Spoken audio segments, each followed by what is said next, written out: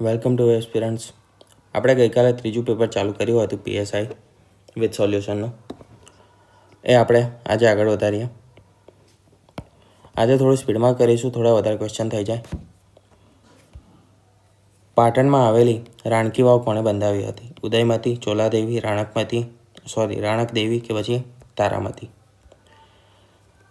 રાણકી વાવ બંધાવી હતી પાટણમાં રાણી ઉદયમતી. રાણકી વાવ ગુજરાતના પાટણમાં સ્થિત એક વિખ્યાત અને સીમિત વાવ છે. તેની સ્થાપના સોલંકી વંશના રાજા ભીમદેવ પ્રથમ 10મી સદીમાં ભીમદેવ પ્રથમની રાણી ઉદયમતીએ બંધાવી હતી. વાવની રચના મુખ્યત્વે જળ સંગ્રહ તથા ભૂગર્ભ જળની વ્યવસ્થા માટે કરવામાં આવી હતી. 2014માં યુનેસ્કોએ રાણકી વાવને વર્લ્ડ હેરિટેજ સાઇટનો દરજ્જો આપ્યો. વાવમાં 500થી વધુ શિલ્પો છે તથા ભગવાન વિષ્ણુના અવતાર, જે 10 અવતાર છે, દશાવતાર, તે દર્શાવવામાં આવ્યા છે. ભવાઈના આદ્ય પુરુષ તરીકે અસાહિત કયા યુગમાં થઈ ગયા? આદ્ય પુરુષ અસાહિત ઠાકર જે હતા તે કયા યુગમાં થઈ ગયા? મૈત્રક યુગ, ચાવડા યુગ, સરિયાથી યુગ કે પછી સલ્તનત યુગ? તો અસાહિત ઠાકર જે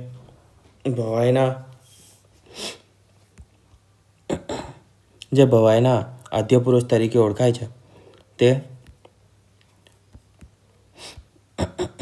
સલ્તનત યુગ દરમિયાન થઈ ગયા, એટલે કે 13મી સદીથી લઈને 16મી સદી દરમિયાન. ભવાઈના ગુજરાતની લોકનાટ્ય કલાનો એક પ્રચલિત પ્રકાર છે ભવાઈ. તે હાસ્ય, સામાજિક સંદેશ અને ધાર્મિક વિષયો પર આધારિત છે. તેમણે ભવાઈને નાટ્ય કલા દ્વારા સામાજિક જાગૃતિ અને ન્યાયના મુદ્દાઓને લોકોની સમક્ષ રજૂ કર્યા છે. ભવાઈ એ મુખ્યત્વે ખેલ આધારિત થતા પ્રદર્શનો પર આધારિત છે.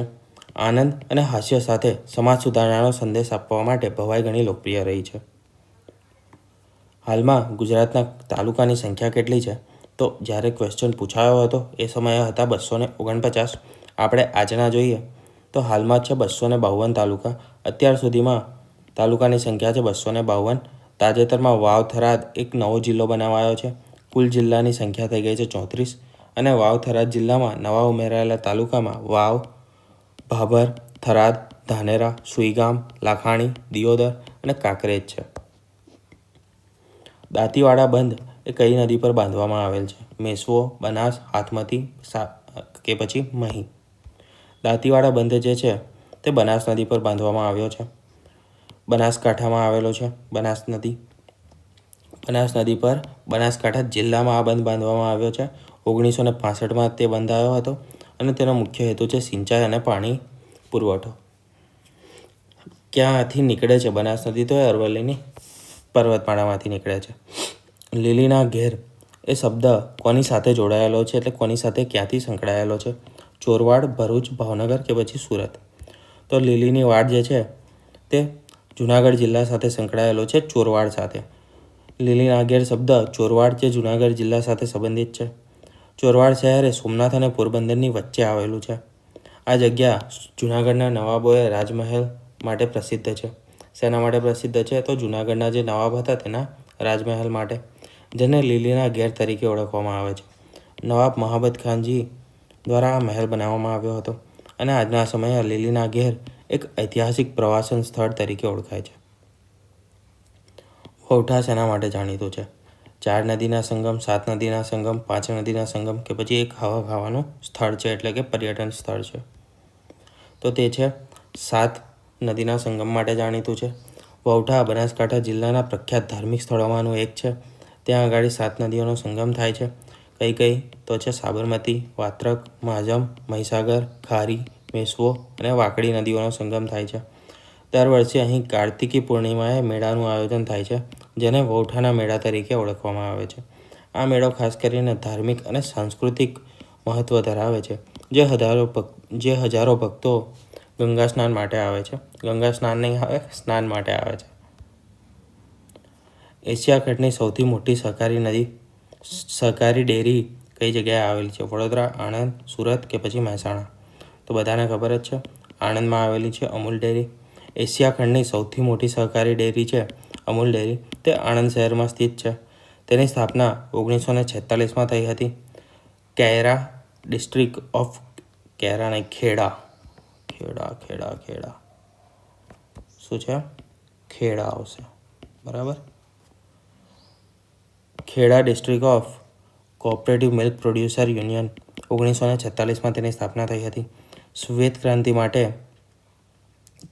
ક્રાંતિ સમયે તેની શરૂઆત કરવામાં આવી હતી આણંદ જિલ્લાથી. તેનું નેતૃત્વ કોણે કર્યું હતું? તો તેનું નેતૃત્વ કર્યું હતું વર્ગીસ કુરિયાને. અને અમૂલ બ્રાન્ડ એ ભારતભરમાં દૂધ અને દૂધજન્ય ઉત્પાદનો માટે જાણીતી છે. Gujarat cooperative milk marketing federation હેઠળ અમૂલ કાર્ય કરે છે.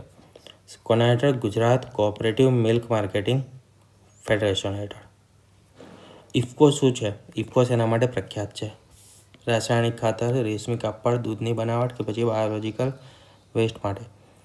તો આપણને ખબર છે ઇફકો એટલે Indian farmers fertiliser cooperative limited, એટલે કે ખાતર માટે, રાસાયણિક ખાતરો બનાવવા માટે પ્રખ્યાત છે. 1967માં કૃષિ સહકારિતા અને ખેડૂતો માટે ખાતર પૂરું પાડવા માટે તેની સ્થાપના કરવામાં આવી હતી. ઇફકો દ્વારા યુરિયા અને ડીએપી એટલે કે ડાય એમોનિયમ ફોસ્ફેટ, એનપીકે વગેરે જેવા ખાતરો અને અન્ય પોષક તત્વોનું ઉત્પાદન કરવામાં આવે છે. આ કંપની ભારતભરમાં સહકારી માળખા હેઠળ ખેડૂતો માટે ખાતર વિતરણ કરે છે. ભારતભરમાં કરે છે. ઇફકો દેશના કૃષિ ઉદ્યોગો અને ખેત ઉત્પાદન વૃદ્ધિમાં પણ મહત્વનું યોગદાન આપે છે. પારસીઓનું કાશી તરીકે જે સ્થળ ઓળખાય છે તે કયું સ્થળ છે? ઉદવાડા, નારગોલ, સંજાણ કે પછી નવસારી? તો પારસીઓના કાશી તરીકે ઓળખાતું સ્થળ છે તે છે ઉદવાડા. ઉદવાડા એ ગુજરાતમાં આવેલું છે. પારસીઓ માટેનું સૌથી પવિત્ર સ્થળમાંનું એક ગણાય છે. પારસીઓના કાશી તરીકે તેને ઓળખવામાં આવે છે. વલસાડ જિલ્લામાં આવેલું છે અને પારસી ધર્મના અનુયાયીઓ માટે મહત્વપૂર્ણ ધાર્મિક કેન્દ્ર છે. 8મી અને 9મી સદીમાં પારસીઓ ઈરાનથી ભારતમાં આવ્યા ત્યારે તેઓ સૌપ્રથમ સંજાણ પાસે ઉદવાડા વિસ્તારમાં સ્થાયી થયા. અહીં તેમણે પ્રાચીન અગિયારી એટલે કે અગ્નિ મંદિર બનાવ્યું. તે અહીંયા છે. તે પારસીઓ માટે વિશેષ મહત્વનું છે. અગ્નિ મંદિર એ પવિત્ર છે. ઉદવાડા આજે પણ પારસી સમાજ માટે ધાર્મિક અને ઐતિહાસિક મહત્વ ધરાવે છે. ભારતની ભૂમિનો 6% ભાગ કયું રાજ્ય રોકે છે? ગોવા, ગુજરાત, મહારાષ્ટ્ર કે પછી રાજસ્થાન? તો 6% ભાગ રોકતું રાજ્ય છે ગુજરાત. કુલ ક્ષેત્રફળ છે 1,96,024 ચોરસ કિલોમીટર. રાજ્યનું કુલ વિસ્તાર ભારતના ભૂમિખંડનો આશરે 6% જેટલો ભાગ છે. ગુજરાત એ 5મું સૌથી મોટું રાજ્ય છે. ગુજરાતની સરહદોમાં પશ્ચિમમાં અરબી સમુદ્ર આવેલો છે. ઉત્તર અને ઉત્તર પૂર્વમાં રાજસ્થાન છે. પૂર્વમાં મધ્યપ્રદેશ અને મહારાષ્ટ્ર છે અને ઉત્તર પશ્ચિમમાં પાકિસ્તાન સાથે સરહદ જોડાયેલી છે. સૌથી મોટો જિલ્લો છે ગુજરાતમાં કચ્છ, જેનું ક્ષેત્રફળ છે 45,674 ચોરસ કિલોમીટર જેટલું, જે ગુજરાતના કુલ ક્ષેત્રફળનો લગભગ 23% ભાગને આવરી લે છે. એટલે કે 23% ભાગ માત્ર કચ્છ ધરાવે છે અને બાકી રહેલો જે 77% ભાગ છે તેમાં બાકીના 33 જિલ્લાઓ આવેલા છે. ગુજરાતનો દરિયા કિનારો 1600 કિલોમીટરનો છે. ભારતના કુલ દરિયા કિનારાનો 20% હિસ્સો ગુજરાતના દરિયા કિનારાને મળે છે. સૌથી લાંબી કોસ્ટલ લાઇન ધરાવતું રાજ્ય પણ ગુજરાત છે. ગુજરાતમાં સૌપ્રથમ રેલવે કયા 2 સ્ટેશન વચ્ચે શરૂ થઈ હતી? અમદાવાદ વડોદરા, અમદાવાદ મણિનગર, મહેસાણા વિજાપુર કે પછી ઉત્તરાયણ અને અંકલેશ્વર? તો શરૂ થઈ હતી ઉત્તરાયણ અને અંકલેશ્વર વચ્ચે 9 ફેબ્રુઆરી 1960ના રોજ શરૂ થઈ હતી સૌપ્રથમ. આ railway line Bombay Baroda central India railway BBCI તેના દ્વારા શરૂ કરવામાં આવી હતી. Bombay Baroda central Indian railway. આ રેલવે લાઇનનો મુખ્ય હેતુ બ્રિટિશના શાસનમાં વેપાર અને માલ સામાનને પરિવહનની સુવિધા વધારવાનો હતો. આ રેલવે લાઇન સુરત અને વડોદરાના માર્ગના ભાગરૂપે વિકસાવવામાં આવી હતી. પછીથી ગુજરાતમાં રેલવે નેટવર્કનો વિકાસ થયો અને 1864માં મુંબઈ, અમદાવાદ, સાંકળેશ્વર, વડોદરા તેના વચ્ચે રેલવે લાઇન શરૂ કરવામાં આવી. ખારગોડા શું છે? ઘોડાની જાત, મીઠાની જાત, સ્થળનું નામ છે કે પછી કોઈ પણ નહીં? ખારગોડા એક સ્થળનું નામ છે. એ સુરેન્દ્રનગરમાં આવેલું છે. એક મહત્ત્વનું સ્થળ છે. મીઠા ઉત્પાદન માટે ઘણું પ્રખ્યાત છે. સૌથી મોટી મીઠાની ખાણો આ જગ્યા પર સ્થિત છે અને દર વર્ષે મોટા પાયે મીઠાનું ઉત્પાદન થાય છે. આ વિસ્તાર મુખ્યત્વે હિન્દુસ્તાન સોલ્ટ્સ લિમિટેડ અને ગુજરાત સ્ટેટ સોલ્ટ કોર્પોરેશન દ્વારા સંચાલિત કરવામાં આવે છે. મીઠાના ઊંડા તળાવો જ્યાં ખારું પાણી વરાળ બની જાય અને મીઠાનો સંગ્રહ થાય.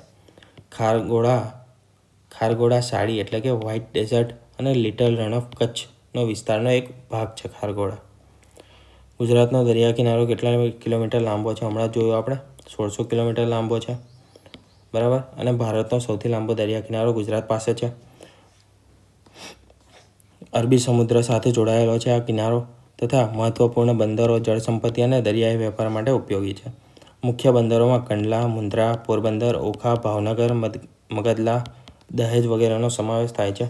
કુલ 41 જેટલા લઘુ અને એક મુખ્ય બંદર છે, તે છે કંડલા. ગુજરાતનો દરિયા કિનારો કચ્છ, જામનગર, પોરબંદર, ગીર સોમનાથ, ભાવનગર, સુરત, નવસારી, વલસાડ આટલા જિલ્લાઓમાં ફેલાયેલો છે. જૂનાગઢની મુલાકાત બૌદ્ધ ધર્મનો અંગીકાર કરનાર કયા દેશના રાજાએ લીધી હતી? ઉજ્જૈન, મગધ, કલિંગ કે પછી પાટણ? તો તે લીધી હતી મગધના રાજાએ, જેમણે બૌદ્ધ ધર્મનો અંગીકાર કર્યો હતો. મગધ રાજા ધર્મ અશોક એટલે કે સમ્રાટ અશોકે બૌદ્ધ ધર્મ અપનાવ્યા પછી જૂનાગઢની મુલાકાત લીધી હતી. એક મહત્વપૂર્ણ શિલાલેખ જૂનાગઢમાં આવેલો છે. તે પ્રાકૃત ભાષામાં લખાયેલ છે અને બૌદ્ધ ધર્મના સિદ્ધાંતો અને ધાર્મિક સંદેશો તેમાં કોતરવામાં આવેલા છે. શિલાલેખ ગિરનાર પર્વતની નજીક આવેલો છે. તે અશોકના શિલાલેખ તરીકે ઓળખવામાં આવે છે. ધર્મ, આચાર સંહિતા અને પ્રજાની ભલાઈ માટે તેમાં સંદેશો નોંધાયેલા છે. મગધ રાજ્ય એ પ્રાચીન મહાન રાજ્યો પૈકીનું એક હતું, જે આજના બિહારના ભાગરૂપે આવેલું છે. અમૃતલાલ લાલજીભાઈ ભટ્ટનું ઉપનામ શું છે? દર્શક, ઘાયલ, સ્નેહરશ્મિ કે પછી કલાપી? તો તેમનું ઉપનામ છે ઘાયલ. અમૃતલાલ લાલજીભાઈ ભટ્ટ એ જાણીતા સાહિત્યકાર, કવિ અને લેખક હતા. સાહિત્યિક ઉપનામ તેમનું ઘાયલ હતું. તેમને અનેક ગઝલો, કાવ્યો, સાહિત્યિક રચનાઓ ગુજરાતી ભાષાને સમૃદ્ધ બનાવી છે. ઓખા હરણના સર્જકનું નામ શું છે? નરસિંહ મહેતા, મીરાબાઈ, અખો કે પછી પ્રેમાનંદ? તો ઓખા હરણ જે છે તે પ્રેમાનંદની સાહિત્ય છે. પ્રેમાનંદ એ ગુજરાતી સાહિત્યના વિખ્યાત કવિઓમાંના એક છે.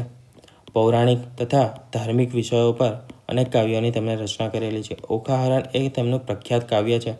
મહાભારતની એક કથાના પ્રસંગ પર આધારિત છે.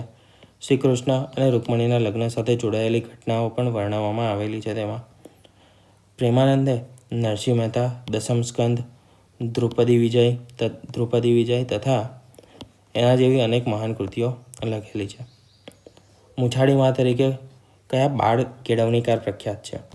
મૂળશંકર ભટ્ટ, ગીજુભાઈ બધેકા, હરભાઈ ત્રિવેદી કે પછી નાનાભાઈ ભટ્ટ? તો મુછાળી મા તરીકે પ્રખ્યાત છે ગીજુભાઈ બધેકા. ગીજુભાઈ બધેકા એ પ્રસિદ્ધ શિક્ષણશાસ્ત્રી અને બાળ મનોવિજ્ઞાની હતા. તેમને મુછાળીમાં કહેવામાં આવતા કારણ કે તેઓ બાળકોના માતા સમાન હતા અને તેમને બાળ શિક્ષણ ક્ષેત્રે ઘણું અમૂલ્ય યોગદાન આપેલું છે. તેમને જે મોન્ટેસરી શિક્ષણ પદ્ધતિ આજના સમયમાં હતી, મોન્ટેસરી શિક્ષણ પદ્ધતિ જે છે તેને ગુજરાતમાં જાણીતી કરી હતી મુછાળીમાં એટલે કે ગીજુભાઈ બધેકાએ. બાળકોના સર્વાંગી વિકાસ માટે શિશુ વિહાર શાળાઓ શરૂ કરાઈ. દિવસ સ્વપ્ન, શિક્ષણની વાતો, મંજિલ વગેરે જેવી કૃતિઓ દ્વારા શિક્ષણમાં નવોદિત વિચારો આપ્યા. શિક્ષણ દર્શન સ્વાભાવિક શિક્ષણ અને અનુભવી શિક્ષક પર આધારિત હતું તેમનું. શ્રી કાકા કાલેલકર નીચેનામાંથી શાના સાથે સંકળાયેલા છે? નિબંધકાર, નવલકથાકાર, આખ્યાન કે પછી વાર્તાકાર? કાકા સાહેબ કાલેલકર એ નિબંધકાર તરીકે પ્રખ્યાત છે. કાકા સાહેબ કાલેલકરનું પૂરું નામ છે દત્તાત્રેય બાલકૃષ્ણ કાલેલકર, જે એક પ્રખ્યાત નિબંધકાર, શિક્ષક અને સામાજિક કાર્યકર હતા. ગુજરાતી, મરાઠી ભાષામાં તેમણે મહત્વપૂર્ણ નિબંધો લખ્યા છે. રાષ્ટ્રવાદ, સામાજિક સુધારણા, ભારતીય સંસ્કૃતિના સંદર્ભમાં મહત્વપૂર્ણ હતા અને તેઓને ભારતના ભાગ્ય વિધાતા જેવી પ્રખ્યાત કૃતિ પણ લખી છે. કાકા સાહેબ કાલેલકરે ભારતીય શિક્ષણ પંચાયતી રાજ પ્રણાલીમાં સુધાર કરવા માટે કામ કર્યા છે. તેમને પદ્મવિભૂષણનું પણ સન્માન મળેલું છે. પુનર્વસુ એ કોનું બીજું નામ છે? લાભશંકર ઠાકર, ગૌરીશંકર જોશી, રામનારાયણ પાઠક કે પછી પન્નાલાલ પટેલ? તો પુનર્વસુ એ લાભશંકર ઠાકરનું ઉપનામ છે. લાભશંકર ઠાકર એ ગુજરાતી સાહિત્યના પ્રથમ નાટ્યકાર અને કથાકાર હતા. તેમનું ઉપનામ પુનર્વસુ હતું. નાટ્ય લેખન તથા મોડર્ન ગુજરાતી સાહિત્યમાં તેમણે નોંધપાત્ર યોગદાન આપેલું છે. તેમની મુખ્ય કૃતિઓમાં કુંભારની કાચલી, શોધ, વાત સ્વપ્નની તથા વંશવૃક્ષ વગેરે સામેલ છે. તેમનું લખાણ એ નવું, પ્રયોગશીલ અને આધુનિક વિચારધારાને પ્રતિબિંબિત કરે તે પ્રકારનું હતું. જ્યાં સુધી ગુજરાતી ભાષાને ગૌરવ નહીં મળે ત્યાં સુધી પાઘડી નહીં પહેરું, આ પ્રતિજ્ઞા કોણે લીધી હતી? પ્રેમાનંદ, ગાંધીજી, મહાદેવભાઈ દેસાઈ કે પછી ઝવેરચંદ મેઘાણી? તો આ પ્રતિજ્ઞા લીધી હતી પ્રેમાનંદે. તે ગુજરાતી ભાષાના કવિ અને લેખક હતા. ગુજરાતી ભાષાના ગૌરવ માટે તેમણે પ્રતિજ્ઞા લીધી હતી. તેમની રચનાઓમાં પૌરાણિક તથા ધાર્મિક વિષયો મુખ્ય હતા. ઓખાહરણ, દશમ સ્કંદ, નરસિંહ મહેતા, દ્રૌપદી વિજય વગેરે તેમના જાણીતા કાવ્યો છે. જળકમળ છોડીને જાનાએ બાળા આ કાવ્ય કોને ઉદ્દેશીને લખાયું છે? શ્રી કૃષ્ણને, નંદગોપને, નાગને કે પછી બલરામને? તો આ લખાયું છે શ્રી કૃષ્ણને ઉદ્દેશીને. આ કાવ્ય ભગવાન શ્રી કૃષ્ણએ ઉદ્દેશીને લખાયું છે. કૃષ્ણ અને ગોપીઓ વચ્ચે ભક્તિભર્યા સંબંધનું સુંદર ચિત્રણ કરવામાં આવેલું છે કાવ્યમાં. તેમાં વિભિન્ન લીલાઓ કૃષ્ણ ભગવાનની અને તેમનો ભાવાત્મક સંદેશ વ્યક્ત થાય છે. આ ગુજરાતી ભક્તિ સાહિત્યનું એક સુંદર લક્ષણ છે. માનવ સંસ્કૃતિના ઇતિહાસનો આરંભ કયા યુગમાં થયો? પ્રાચીન પાષાણ યુગ, લોહ યુગ, તામ્રકાસ્ય યુગ કે પછી નૂતન પાષાણ યુગ? માનવ સંસ્કૃતિના ઇતિહાસનો આરંભ થયો નૂતન પાષાણ યુગ એટલે કે નિયોલિથિક એજમાં. નૂતન પાષાણ યુગ માનવ સંસ્કૃતિના વિકાસ માટે મહત્વપૂર્ણ તબક્કો હતો. આ યુગમાં માનવ જીવનના શિકારકાંડથી ખેતી અને પશુપાલન તરફનું પરિવર્તન થયું. એટલે કે જે પહેલાં શિકારી પ્રવૃત્તિઓથી સંકળાયેલો હતો અને શિકાર જ કરતો હતો, તેનાથી તેને પ્રવૃત્તિઓ ચેન્જ કરી અને તેનું ડેવલપમેન્ટ થયું. ખેતી અને પશુપાલન તરફ તે આગળ વધ્યો. સ્થાયી વસવાટ શરૂ કર્યો. પહેલાં રખડતું જીવન જીવતો હતો. પ્રાથમિક ગામડાઓ ઊભા થયા. સ્થાયી વસવાટ શરૂ થવાના કારણે મટકાની બનાવટ શરૂ થઈ. કાપડ ઉદ્યોગ ધંધાઓની શરૂઆત થઈ. પોલિશ કરેલા પથ્થરો, હથિયારો તથા કૃષિ સાધનોનો વિકાસ થયો અને પ્રાથમિક નગરો સાંસ્કૃતિક વિકાસ માટે પાયો નખાયો. શેમાં? નૂતન પાષાણ કાળમાં. ચીનની મહાન દિવાલ બનાવનાર રાજાનું નામ શું હતું? સમ્રાટ ચેન, સમ્રાટ સી હવાંગટી કે પછી તામ્રક? ઓકે, આ બીજો વિકલ્પ લાગી ગયો છે. આ બંને. તેમનું નામ હતું સમ્રાટ સી હવાંગટી, ચીનની મહાન દિવાલ બનાવનાર રાજા. તે કિન વંશના હતા. કયો વંશ? કિન વંશ. કિન ડાયનેસ્ટીના પ્રથમ સમ્રાટ હતા. ચીનના એકીકરણમાં તેમણે મહત્વની ભૂમિકા ભજવી હતી. દિવાલનું નિર્માણ મંગોળના આક્રમણોથી રક્ષા માટે બાંધવામાં આવ્યું હતું. આ દિવાલ લગભગ 21,196 કિલોમીટર જેટલી લાંબી છે અને વિશ્વની 7 અજાયબીઓમાંની એક છે. સી હવાંગટીનું શાસન અત્યંત શક્તિશાળી અને કઠોર શાસન માટે જાણીતું છે. ચીનની સંસ્કૃતિમાં કઈ શોધ મહત્વની હતી? કઈ મહત્વની શોધ થઈ છે? બેરોમીટરની, થર્મોમીટરની, હોકાયંત્ર કે પછી વાજિંત્ર? તો હોકાયંત્રની જે મહત્વની શોધ છે તે ચીન સંસ્કૃતિની છે. હોકાયંત્ર એટલે કે કંપાસ. તેને પ્રાચીન ચીનમાં હાન વંશ, પેલો કયો વંશ હતો? કિન વંશ, બરાબર, જે ચીનની દિવાલ બનાવી હતી કિન વંશ દરમિયાન. હોકાયંત્રની શોધ થઈ હાન વંશ દરમિયાન. આ સાધનો ઉત્તર દિશા દર્શાવવા માટે ઉપયોગમાં લેવામાં આવતું હતું અને નેવિગેશન એટલે કે નાવિકી માટે ક્રાંતિલક્ષી સાબિત થયું. હોકાયંત્ર એ પૃથ્વીના ચુંબકીય ક્ષેત્ર દ્વારા કાર્ય કરે છે. તેનું આધુનિક સંસ્કરણ આજના જહાજરાણી, વર્તમાન હવામાન વિજ્ઞાન અને ભૌગોલિક અભ્યાસ માટે ખૂબ જ ઉપયોગી છે. ચીન સંસ્કૃતિ અન્ય ઘણી શોધો પણ કરેલી છે, જેમ કે કાગળ, દારૂગોળો એટલે કે ગન પાવડર ઇંગ્લિશમાં કહીએ, છાપખાનું એટલે કે પ્રિન્ટિંગ પ્રેસ અને રેશમ ઉદ્યોગ. આ બધાની શોધ કરી છે ચીની સંસ્કૃતિમાં થઈ છે. ભૌતિકશાસ્ત્રના પિતા તરીકે કોણ જાણીતું છે? આર્કિમેડિસ, યુક્લિડ, એરિસ્ટોટલ કે પછી પ્લેટો? તો ભૌતિકશાસ્ત્રના પિતા તરીકે આર્કિમેડિસ છે, તે જાણીતા છે. આર્કિમેડિસને ભૌતિકશાસ્ત્રના પિતા તરીકે ઓળખવામાં આવે છે. તે ગ્રીસના વિજ્ઞાની અને ગણિતશાસ્ત્રના મહાન વિજ્ઞાનીઓમાંના એક છે. તેમણે તરતો પદાર્થ પ્રવાહી પર લાગતા બળ માટે આર્કિમેડિસ સિદ્ધાંતની શોધ કરી હતી. મહત્વના સંશોધનોમાં હિલિયમ લીવર સિદ્ધાંત, સ્ક્રૂ પંપ, પરબળ એટલે કે બ્યુઅન્સી ફોર્સ જે કહેવાય તેની શોધ કરી હતી. ઘણી ગાણિતિક શોધો પણ કરી, જેમાં વર્તુળનું ક્ષેત્રફળ, ગોળાની ઘનતા વગેરે વિશેના સૂત્રો તેમણે આપેલા છે. રેનેસો એ શું છે? નવજાગૃતિ આંદોલન, કર્મયુદ્ધ, ધર્મયુદ્ધ કે પછી નવસર્જન આંદોલન છે? તો રેનેસો જે છે તે એક નવજાગૃતિ આંદોલન છે. રેનેસ એ યુરોપમાં 14મી સદીથી લઈને 17મી સદી દરમિયાન થયું. તેને વૈચારિક, કલા તથા વૈજ્ઞાનિક વિકાસનું આંદોલન ગણવામાં આવે છે. તેનો અર્થ થાય છે પુનર્જન્મ અથવા તો નવજાગૃતિ. રેનેસાનો અર્થ થાય છે પુનર્જન્મ કે પછી નવજાગૃતિ. આ આંદોલન મુખ્યત્વે ઇટલીથી શરૂ થયું અને પછી યુરોપના અન્ય ભાગમાં ફેલાયું. વિજ્ઞાન, સાહિત્ય, કલા, સંગીત, દાર્શનિક વિચારસરણી વગેરેમાં તેનાથી ક્રાંતિ આવી. લિયોનાર્ડો દા વિન્ચી, મિકેલેન્જલો, ગેલિલિયો, શેક્સપિયર, ન્યૂટન વગેરે જેવા વિજ્ઞાનીઓ અને કલાકારોનો પ્રભાવ રહ્યો હતો આ આંદોલન પર. કયા દેશને લોકશાહીના જનેતા ગણવામાં આવે છે? ફ્રાન્સ, ભારત, અમેરિકા કે પછી ઇંગ્લેન્ડ? તો લોકશાહીના જનેતા ગણવામાં આવે છે ઇંગ્લેન્ડને. ઇંગ્લેન્ડ એટલે કે બ્રિટન, તેને લોકશાહીના જનેતા ગણવામાં આવે છે. 1215માં મેગ્ના કાર્ટા નામનો ઐતિહાસિક દસ્તાવેજ અમલમાં મૂકવામાં આવ્યો, જે લોકશાહી માટે પ્રથમ મહત્વપૂર્ણ પગથિયું માનવામાં આવે છે. ઇંગ્લેન્ડે દુનિયાને પહેલી સંસદીય શાસન પદ્ધતિ વિકસાવી અને જ્યાં રાજાની તાકાત સંસદ દ્વારા નિયંત્રિત થતી હતી. રાજાની જે તાકાત હતી તે સંસદ દ્વારા નિયંત્રિત કરવામાં આવતી હતી. એ સંસદીય પ્રણાલી વિકસાવનારું સૌપ્રથમ આપણું કોઈ દેશ હોય તો તે હતો ઇંગ્લેન્ડ. 1679માં બિલ ઓફ રાઇટ્સ પાસ થયું, જેનાથી રાજાની જે સત્તા હતી તેને મર્યાદિત કરી અને લોકશાહી માટેનો માર્ગ તૈયાર કર્યો.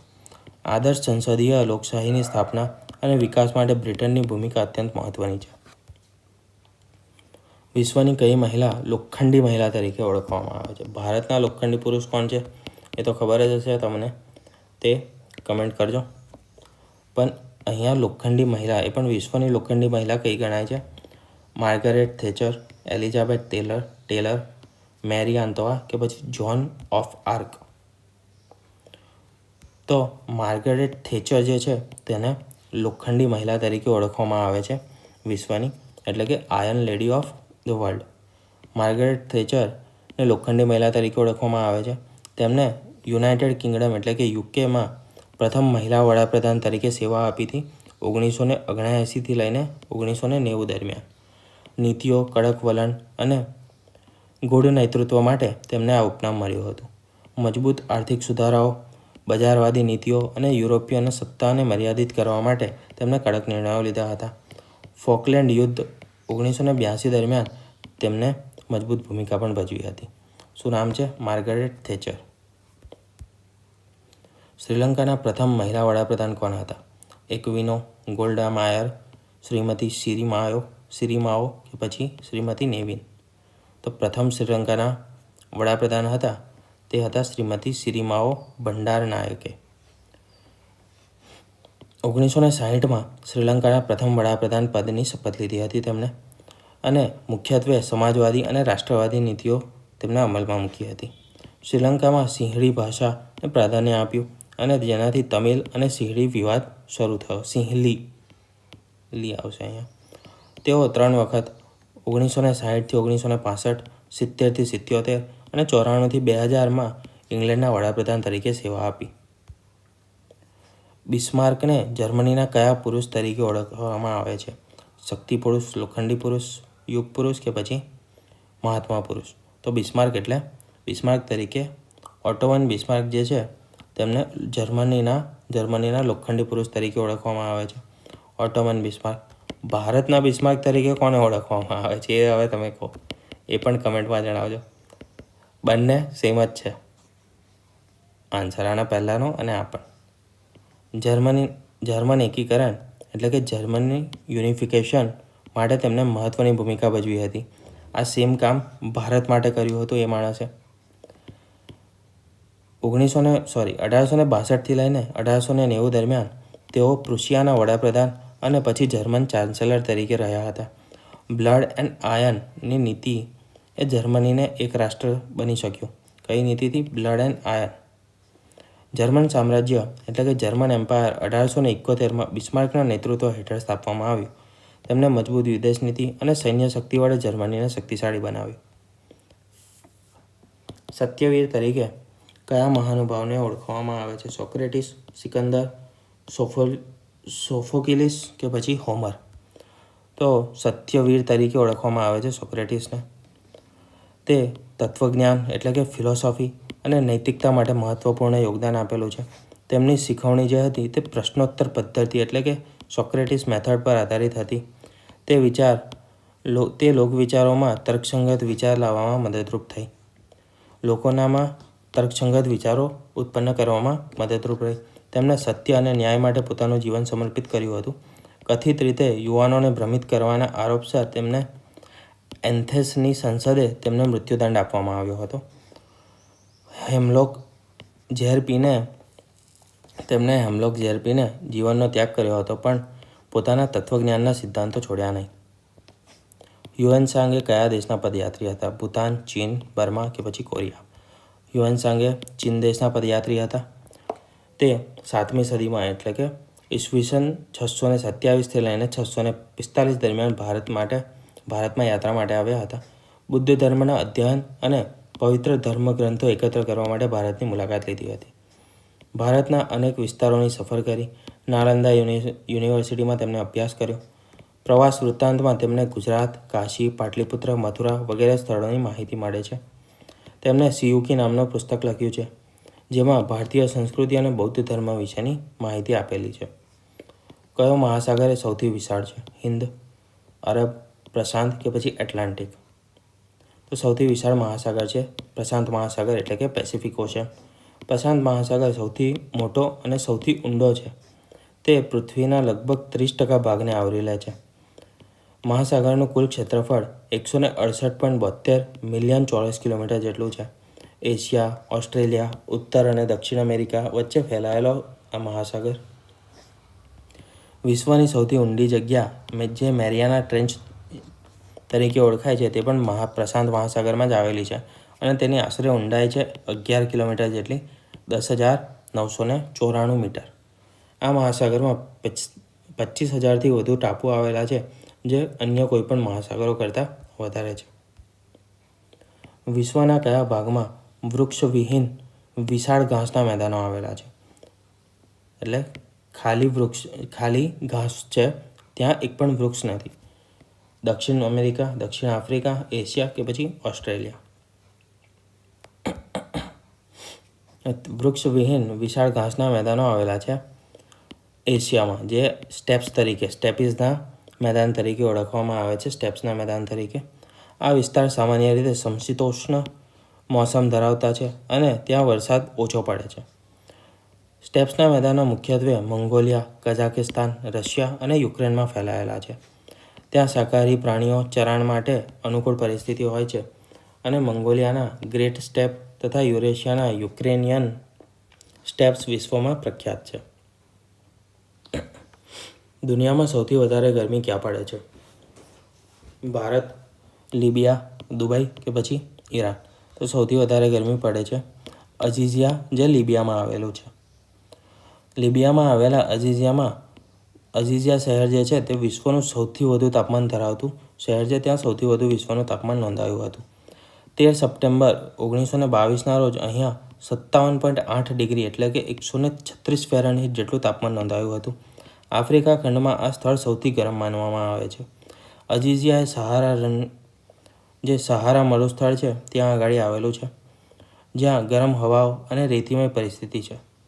ડેથ વેલી અને કુવૈત એ પણ ઘણા ગરમ સ્થળો છે.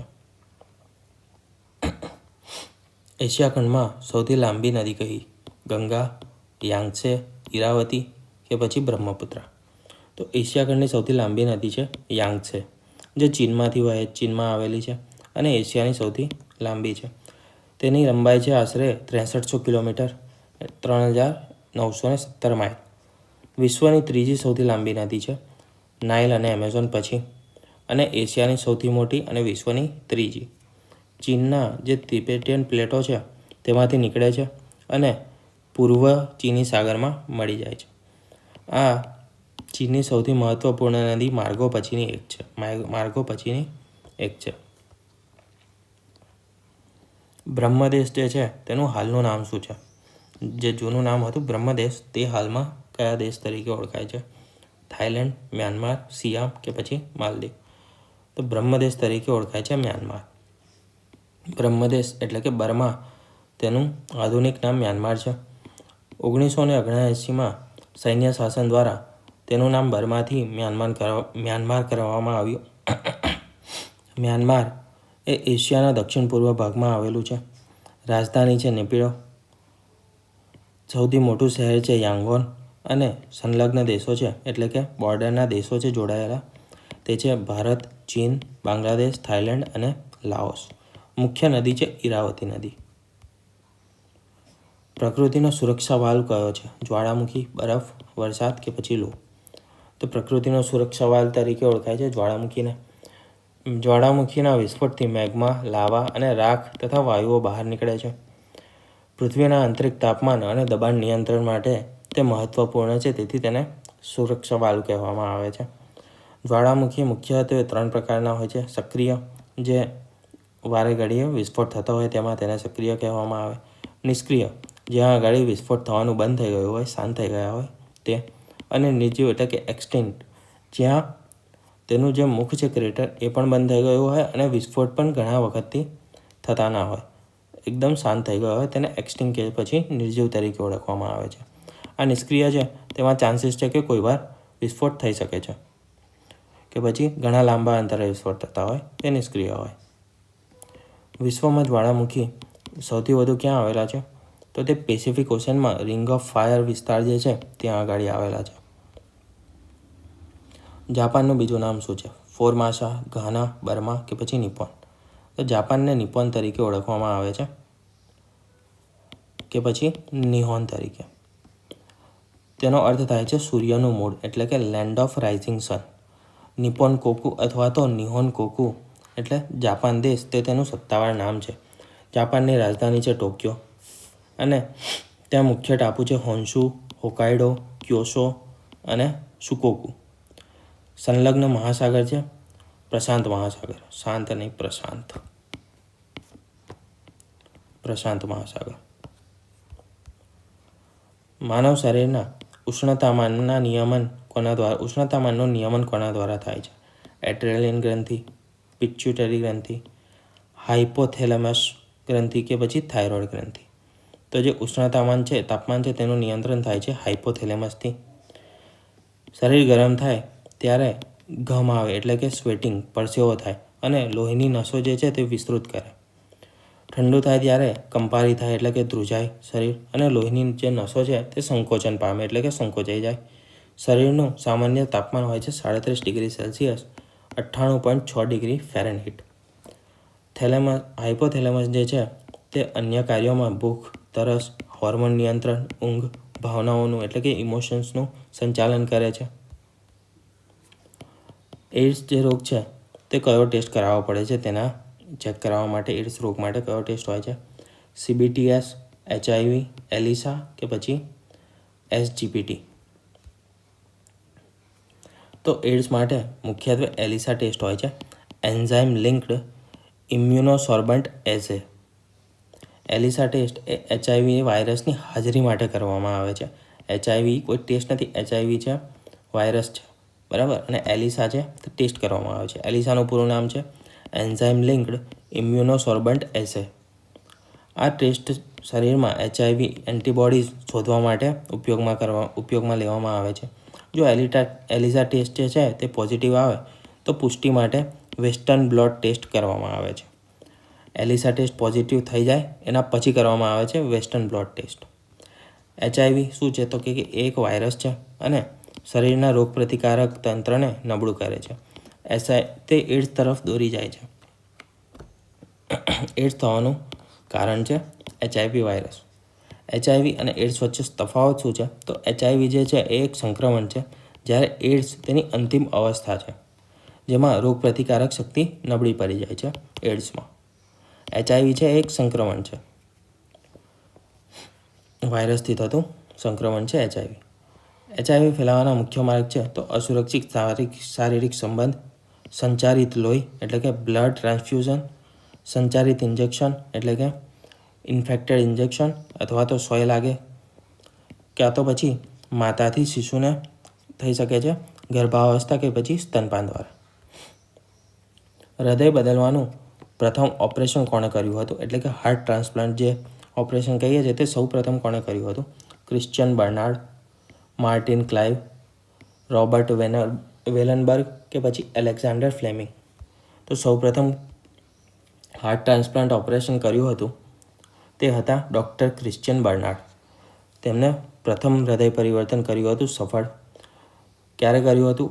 3 ડિસેમ્બર 1967ના રોજ ગ્રુટ સ્ક્રૂર હોસ્પિટલ, કેપટાઉન, દક્ષિણ આફ્રિકામાં. અને પેશન્ટ હતા લુઈસ વોસ્કાન્સી. આ ઓપરેશનને કારણે વિશ્વમાં હૃદય રોગોની નવી શક્યતાઓ ઊભી થઈ. હૃદય રોગો માટે, હૃદય પરિવર્તન માટે રોગીની ઇમ્યુન સિસ્ટમને દબાવી રાખવા માટે ઇમ્યુનોસપ્રેસિવ દવાઓનો ઉપયોગ થાય છે. ક્રિશ્ચિયન બર્નાર્ડ એક કાર્ડિયોથોરેસિક સર્જન હતા અને આજના સમયમાં હૃદય પરિવર્તન એ ઘણું વિકાસ પામ્યું છે. રોગીઓને લાંબા સમય સુધી જીવતા કરે છે. આગ ઓલવવા માટે કયા વાયુની જરૂર પડે છે? જો આગ લાગી હોય તો એને ઓલવવા માટે કયા વાયુની જરૂર પડે છે? નાઇટ્રોજન, અંગારવાયુ, ઓક્સિજન કે પછી ક્લોરિન? તો આગ બુઝાવવા માટે આપણને અંગારવાયુ એટલે કે કાર્બન ડાયોક્સાઇડ CO2ની જરૂર પડે છે. તે ઓક્સિજન વગર આગ બળી શકતી નથી. બરાબર. અંગારવાયુ જે છે તે ઓક્સિજનને અલગ કરીને આગને ઓલવી દે છે. કાર્બન ડાયોક્સાઇડ આગ ઉપર એક પ્રોટેક્ટિવ લેયર બનાવે છે જે ઓક્સિજનના સંપર્કમાં આવવા દેતું નથી આગને, અને તેનાથી આગ ઓલવાઈ જાય છે. CO2 ગેસનો ઉપયોગ ફાયર એક્સટિંગ્યુશરમાં કરવામાં આવે છે, ખાસ કરીને ઇલેક્ટ્રિકલ અને ઓઇલ આગ માટે. મરઘીના જે ઈંડા છે મરઘીના ઈંડાનું સેવન કરે તે પછી ઈંડામાંથી બચ્ચા કેટલા અઠવાડિયામાં બહાર આવે? મરઘી ઈંડો આપે તેના પછી જે બચ્ચું છે તે કેટલા અઠવાડિયા પછી બહાર આવે? 2, 3, 5 કે પછી 9? તો તે છે 3 અઠવાડિયા, એટલે કે લગભગ 21 દિવસ પછી બહાર આવે. મરઘી ઈંડિયા પર સથિયારો આપે તેને ઉષ્મા ઉર્જા પૂરી પાડીને ઈંડામાંથી બચ્ચું બહાર લાવવામાં મદદ કરે છે. સામાન્ય રીતે 21 દિવસ એટલે કે 3 અઠવાડિયા સુધી ગરમી આપ્યા બાદ ઈંડામાંથી મરઘીનું બચ્ચું, એટલે કે જેને ચૂઝા તરીકે ઓળખવામાં આવે, ચૂઝા તરીકે, તે બહાર આવે છે. જો યોગ્ય ઉષ્માની વાત કરીએ તો તે છે 37.5 ડિગ્રી સેલ્સિયસ જેટલી હોવી જોઈએ. મરઘી માટે કૃત્રિમ ઇન્ક્યુબેટર પણ વપરાય છે જે ઈંડાને સતત ગરમી પૂરી પાડે છે અને જલ્દીથી તેને બચ્ચાને બહાર લાવવામાં મદદ કરે છે. કેટલાક પક્ષીઓના ઈંડાનો ઉછેરનો સમય અલગ અલગ હોય છે. બધા પક્ષીઓનો. પતંગિયું છે તે 4 થી 7 દિવસ, હંસ જે છે તે 28 દિવસ, અને ઉપટંગ એટલે કે જે ઓસ્ટ્રીચ કહેવામાં આવે તેને 42 થી 46 દિવસ હોય છે. લિફ્ટની શોધ કોણે કરી હતી? જોસેફ સ્વાન, પીટર ગોલ્ડમાર્ક, એલિસા ઓટિસ કે પછી બ્રુસનેલ ઓટિસ? તો લિફ્ટની શોધ કરી હતી એલિસા ઓટિસે. એલિસા ઓટિસ 1852માં સેફ્ટી બ્રેક સાથે સૌપ્રથમ સુરક્ષિત લિફ્ટ ડિઝાઇન કરી હતી. 1853માં તેમણે ઓટિસ એલિવેટર કંપની સ્થાપી અને 1854માં ન્યૂયોર્કમાં લિફ્ટનું પ્રદર્શન કર્યું. સેફ્ટી ગિયર મિકેનિઝમ તેમણે વિકસાવ્યું જે લિફ્ટને અચાનક પડી જવાથી રોકે છે. વિશ્વની સૌપ્રથમ લિફ્ટ હતી આર્કિમિડીઝ, જે ક્યારે હતી? તો કે 236માં બનાવી હતી. પ્રાચીન ગ્રીસમાં બની હતી 236માં. આ કોઈ ઇલેક્ટ્રિક લિફ્ટ નથી, પરંતુ જે આપણે પુલીને રેલિંગ કરીએ ને એના આધાર પર બનાવવામાં આવી હતી, જે વજનિયા અને ગુરુત્વાકર્ષણ પરના સિદ્ધાંતો પર આધારિત હતી. તેનો ઉપયોગ કરીને બનાવવામાં આવી હતી પુલી ટાઈપની. વિશ્વની પ્રથમ ઇલેક્ટ્રિક લિફ્ટ જે હતી તે વર્નર વોન સિમન્સ 1880માં જર્મનીમાં બની હતી, તથા ભારતમાં પહેલી લિફ્ટ 1992માં રાજભવન, જે કોલકાતા, પશ્ચિમ બંગાળમાં આવેલું છે, ત્યાં આગળ નખાઈ હતી. વિશ્વની સૌથી ઊંચી લિફ્ટ છે બુર્જ ખલીફામાં, જે દુબઈમાં આવેલું છે અને 828 મીટર જેટલી છે. સર્પગંધા, તેમાંથી શું મળી આવે છે? રિસ્પિન, નિકોટિન, મોર્ફિન કે પછી ક્વિનાઇન? સર્પગંધામાંથી મળી આવે છે તે તત્વ છે રિસ્પિન. તે સર્પગંધા છોડનું મુખ્ય રસાયણ છે. હાઇપરટેન્શન એટલે કે ઊંચો રક્તદાબ અને માનસિક રોગોની સારવાર માટે તેનો ઉપયોગ કરવામાં આવે છે. મગજમાં નર્વસ સિસ્ટમ પર અસર કરીને તે રક્તદાબ છે એટલે કે ઊંચો જે રક્તદાબ છે, હાઇપરટેન્શન, તેને ઓછું કરે છે. આયુર્વેદિક ઔષધ તરીકે માનવ તણાવ, અનિદ્રા, માથાનો દુખાવો, ડિપ્રેશન, હાઈ બ્લડ પ્રેશર વગેરે માટે પ્રખ્યાત છે. આછા લીલા પાંદડા, નાના ગુલાબી અને જાંબલી રંગના ફૂલો ધરાવતો છોડ છે. ભારતમાં મુખ્યત્વે ઉત્તર ભારત, પશ્ચિમ બંગાળ, આસામ અને દક્ષિણ ભારતમાં આ છોડ જોવા મળે છે. પ્રાચીન આયુર્વેદ અને યુનાની ચિકિત્સામાં તેનો ઉપયોગ થાય છે. કયા વિજ્ઞાનીઓ પ્રવાહી ઇંધણનો ઉપયોગ કરીને રોકેટને સર્વપ્રથમ અવકાશમાં છોડી બતાવ્યું હતું? ઓપનહાઇમર, રોબર્ટ એચ ગોડાર્ડ, ટી.એચ. માઇમેન કે પછી એડવિન એલ્ડ્રિન? તે કર્યું હતું રોબર્ટ એચ ગોડાર્ડ, જેમણે પ્રથમ પ્રવાહી ઇંધણ રોકેટ બનાવ્યું હતું. મોડર્ન રોકેટ વિજ્ઞાનના પિતા તરીકે ઓળખવામાં આવે છે.